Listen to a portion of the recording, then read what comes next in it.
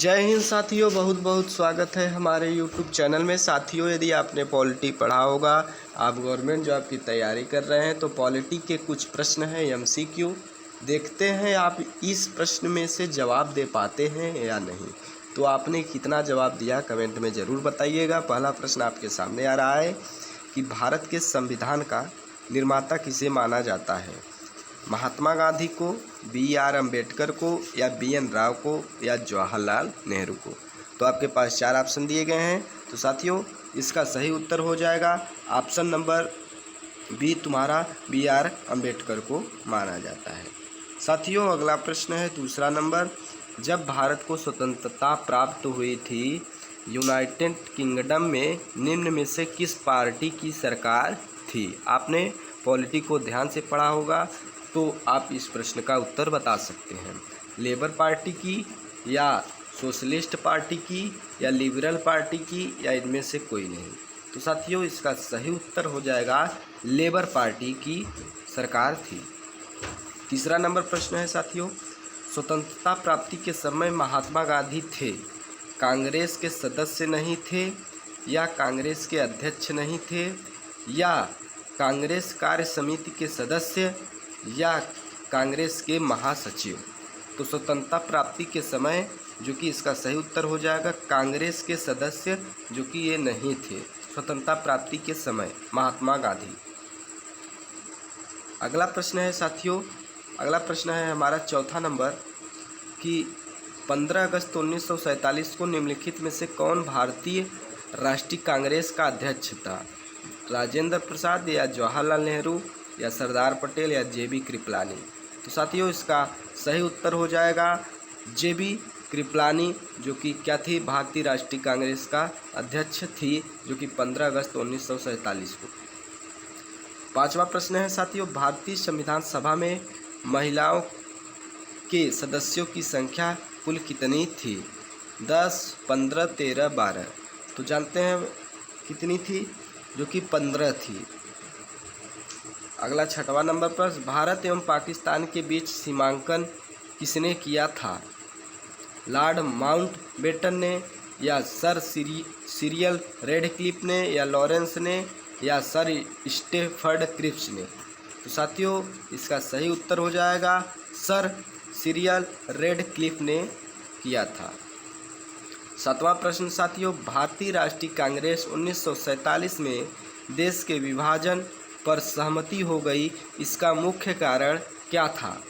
यह ब्रिटिश सरकार द्वारा थोपा गया था, इस मामले में कांग्रेस विवश थी, ऑप्शन ए, ऑप्शन बी, ऐसा नहीं करने पर भारत स्वतंत्रता प्राप्त करने के अवसर से वंचित रह जाता, ऑप्शन सी, द्विराष्ट्र सिद्धांत जब उनके लिए स्वीकार्य था, या ऑप्शन डी, कांग्रेस बड़े पैमाने पर सांप्रदायिक दंगों को टालना चाहती थी? तो साथियों, इसका सही उत्तर हो जाएगा कांग्रेस बड़े पैमाने पर सांप्रदायिक दंगों को टालना चाहती थी। अगला प्रश्न, भारत एवं पाकिस्तान का विभाजन किस योजना के तहत हुआ था? वेवेल योजना, माउंटबेटन योजना, या क्रिप्स योजना, या चेम्सफोर्ड योजना? तो भारत एवं पाकिस्तान का विभाजन, जो कि तुम्हारा माउंटबेटन योजना के तहत हुआ था। नवा प्रश्न साथियों, भारत का संविधान पूर्ण रूप से तैयार हुआ था कब? 2 अक्टूबर 1949, 26 जनवरी 1950, या 26 नवंबर 1949, या 11 फरवरी 1948? तो साथियों, इसका सही उत्तर हो जाएगा 26 जनवरी 1949 को पूर्ण रूप से हमारा संविधान तैयार हो गया था।